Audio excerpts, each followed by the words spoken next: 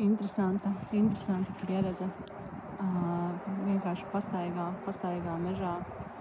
Domāju, piesēdīšu pirms doties uz mājām un domāju, vienmēr sajūtu, kur ir tāda vietiņa, kas mani sauc, un viss ir tik skaists un nezinu, kur piesēst, bet enerģētiski tevi pasauc. Nu, lūk, mēs jau bieži neskatāmies tā debesīs, ja?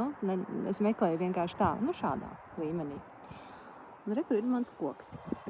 Tas mīlulis, pie kā es izlēmu piesēst un pateikties dabai. Un pēc mazas meditācijas tad notiek, jo atliek pieskarties zemītei, atliek vienkārši pielikt rociņu un pateikties. Un it īpaši, kad man ir tā, ka es pieri pielieku pie sūniņām, sajūtu, un tad tevi aizved ceļojumā, māte daba. Man liekas, kāpēc tieši šis koks? Un tad es pavēros, vienmēr pēc meditācijas pavaros augšā, un šim kokam izrādās, skatieties, viņam nav lapu. Un tad es domāju, cik bieži